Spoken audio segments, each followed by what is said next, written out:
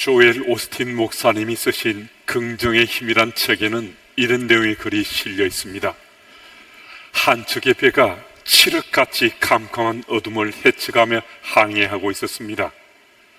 갑자기 선장의 눈에 밝은 불빛이 나타났습니다. 이대로 계속 항해하면 그 빛과 충돌할 것만 같았습니다. 그래서 선장이 급히 무선 장치로 달려가서 동쪽으로 10도를 틀으라고 긴급한 메시지를 보냈습니다. 몇 초 후에 메시지가 돌아왔습니다. 그럴 수 없습니다. 당신들이 항로를 서쪽으로 10도를 바꾸십시오. 화가 난 선장은 다시 암호문을 보냈습니다. 나는 해군 함장이다. 그러니 당신이 항로를 바꾸어라. 몇 초 후에 두 번째 메시지가 돌아왔습니다. 저는 2등 수병이지만 방향을 바꿀 수 없습니다. 함장님이 빨리 항로를 변경하십시오. 함장은 머리 끝까지 화가 치밀어서 최후 통첩을 했습니다. 이 배는 전함이야.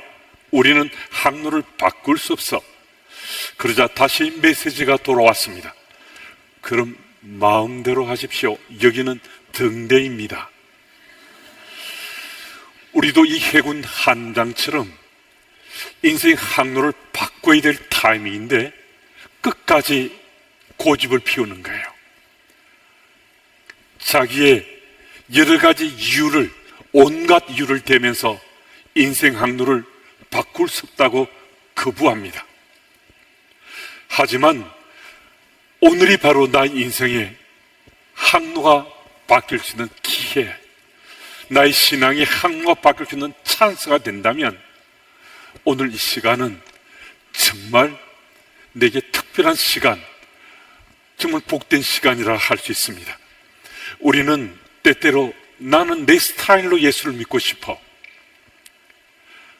네가 만족하면 되는 거지 주변 사람이 무슨 상관이 있어, 이런 조금은 우리와 다른 의식으로 자기 주장을 강하게 피력하는 주변의 교우들을 볼 수도 있습니다.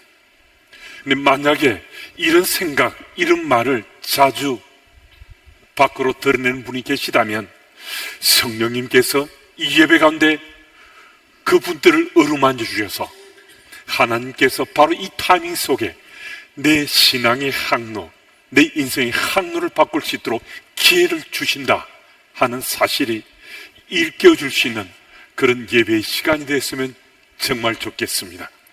오늘 본문과 관련해서는 마태복음 26장, 마가복음 14장, 요한복음 12장에 비슷한 내용의 말씀이 기록되어 있습니다.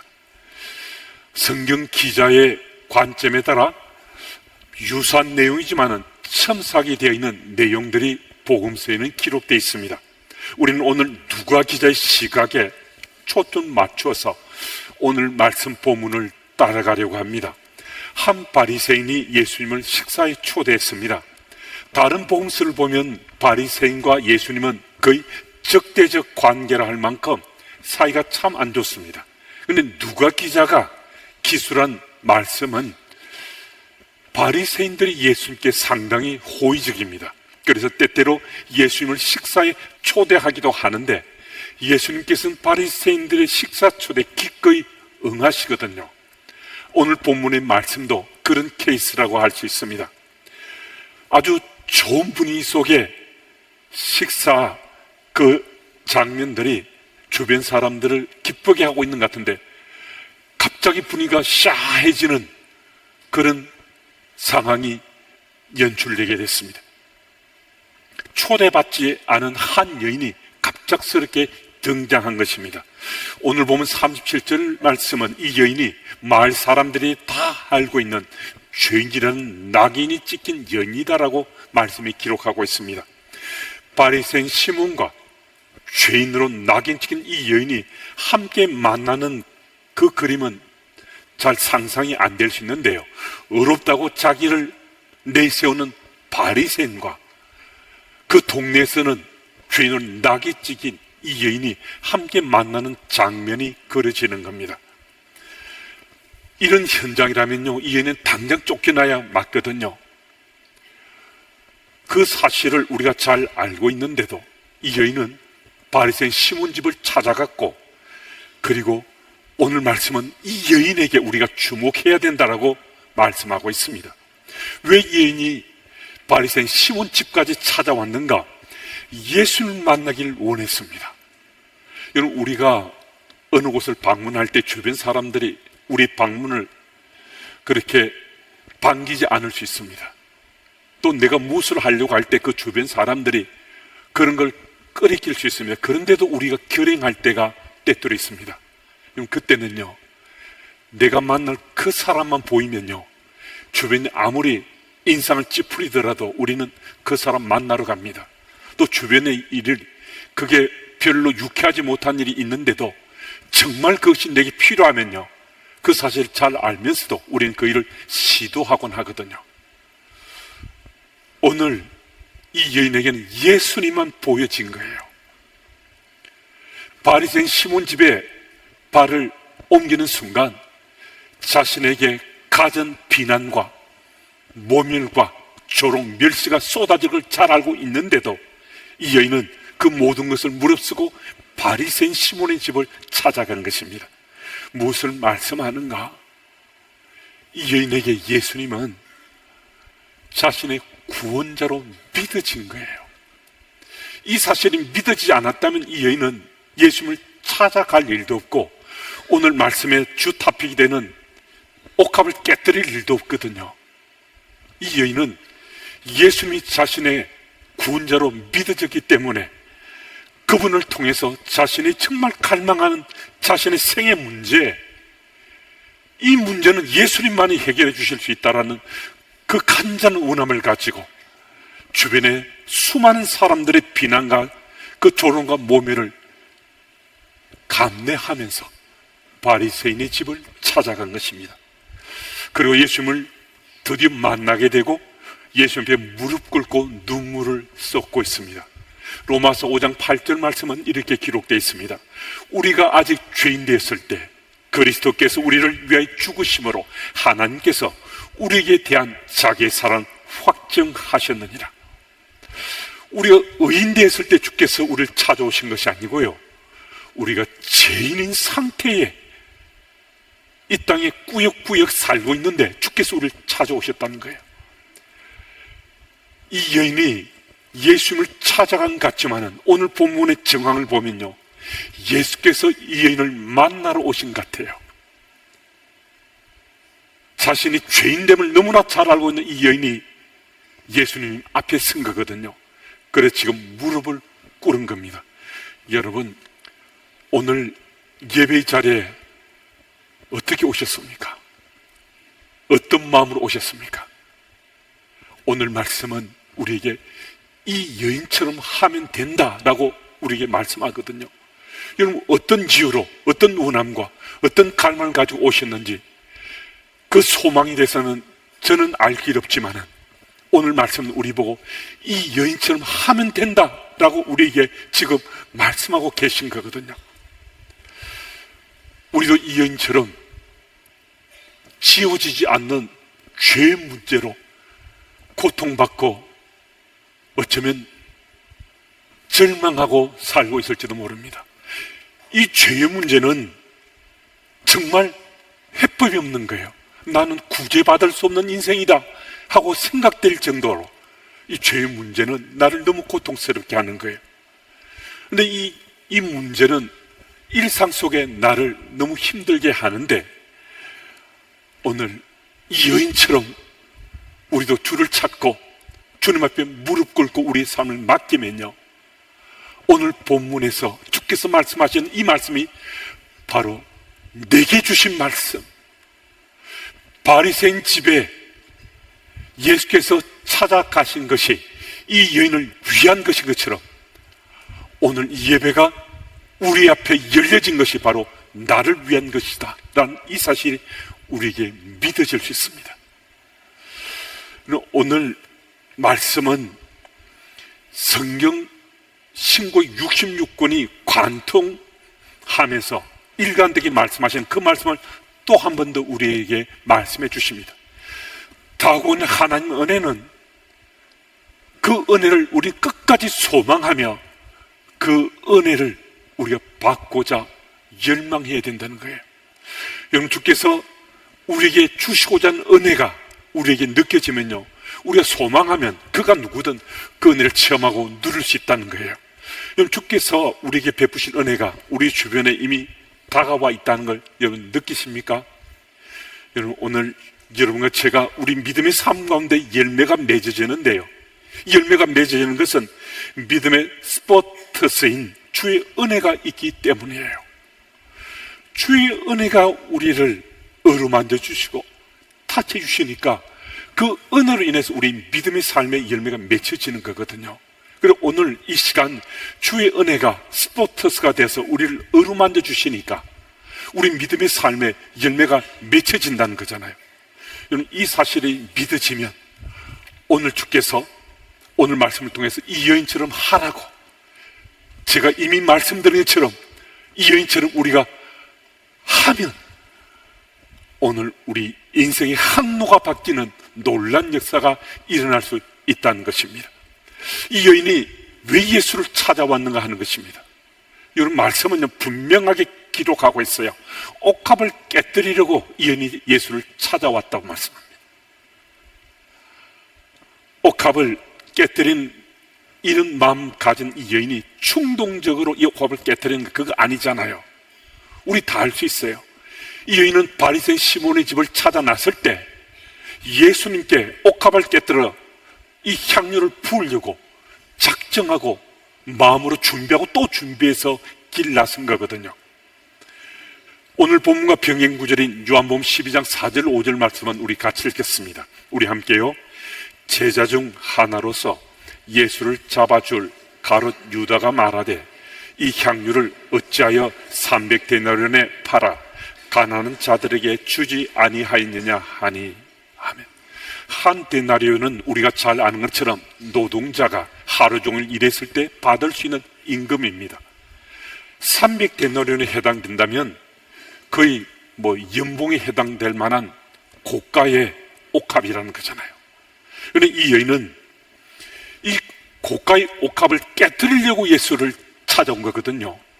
이미 말씀을 우리에 통해 살펴보았지만 이 여인은 이 마을에서 이미 죄인으로 낙인 찍힌 여인입니다.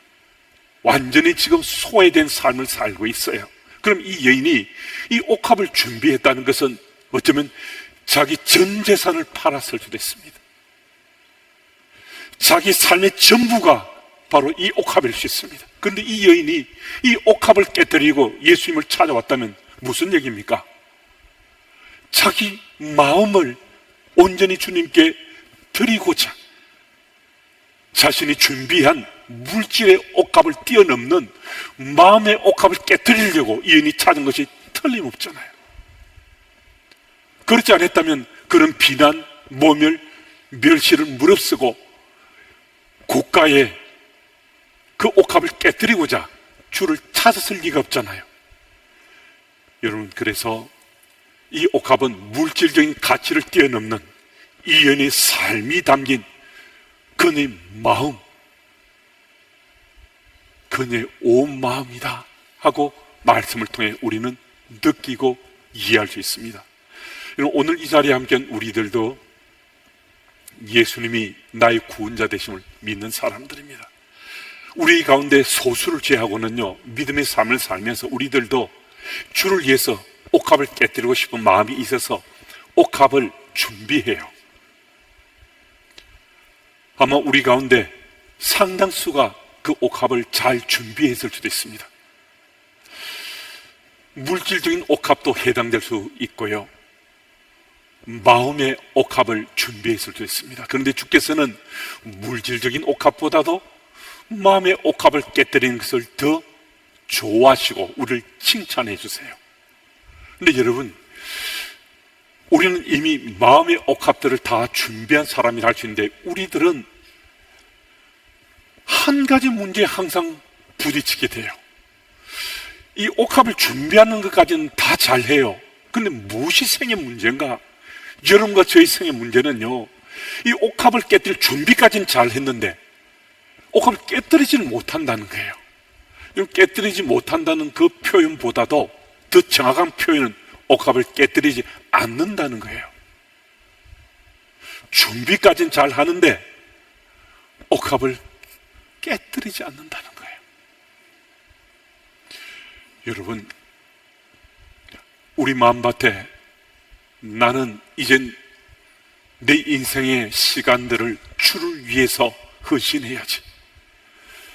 나는 사역 가운데 더 충실하게 사역을 감당해야지. 나는 A에게, B에게 꼭 복음을 전해야지. 이런 마음의 옥합을 우리가 깨뜨리고자 준비했을 수 있습니다. 그런데 이런 마음의 옥합을 준비한 그 다음에 깨뜨릴 기회가 또 있는가? 이런 기회는요, 오늘밖에 없습니다. 내일도 모레도 주어지는가? 그렇지 않습니다. 시간은 쏜사같이 지나갔어요.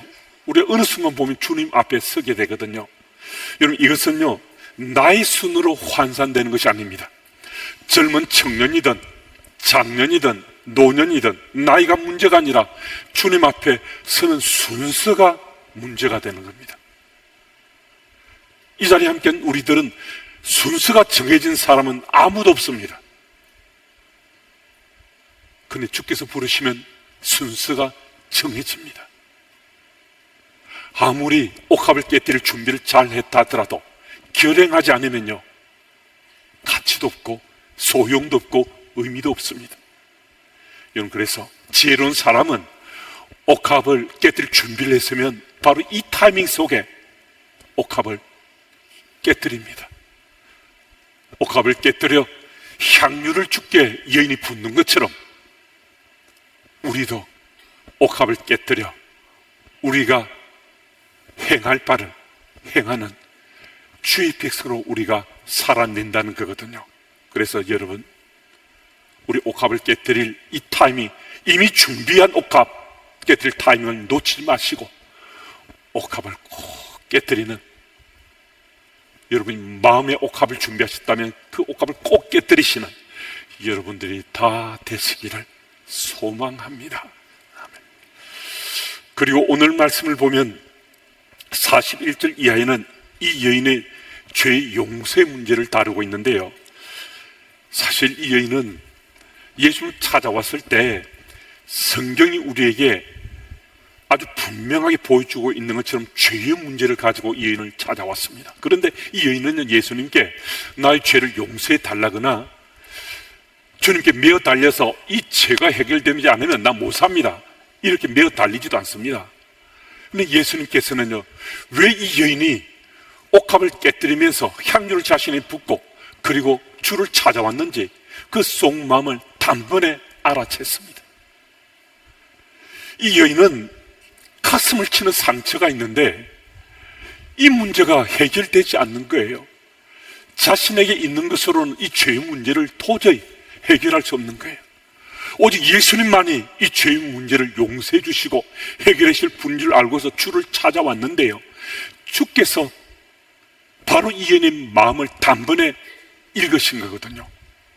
그래서 이 여인이 간청하지 않았는데도, 또 소리쳐 외치면서 메어 달리지 않았는데도 예수님께서는 단번에 이 여인에게 이렇게 말씀하십니다. 48절 말씀인데요, 내 죄의 사함을 받았느니라. 여러분, 예수님께서 이 여인을 위해서 지금 바리새인 시몬의 집에서 많은 사람들이 함께 했을 텐데 이 말씀을 선포하셨습니다. 예수님 말씀의 초점은 바로 이 여인에게 맞춰져 있습니다.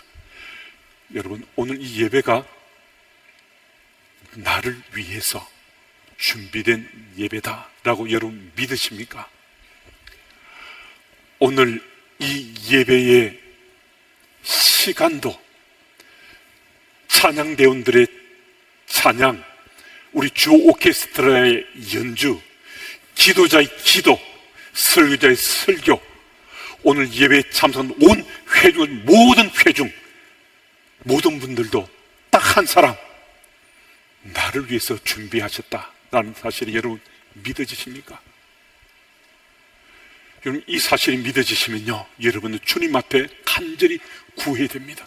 다른 무엇보다도 나의 죄의 문제를 주님 앞에 용서를 구해야 됩니다. 이건 다른 마음의 옥합을 깨뜨릴 여러 준비를 했을 수도 있는데요, 적어도 오늘 여러분은 오늘 이 예배당을 나서기 전에 이 죄의 문제, 이 문제만을 꼭 용서를 받고 나서야 됩니다. 우리에게 더 이상 시간이 주어지지 않을 수도 있습니다.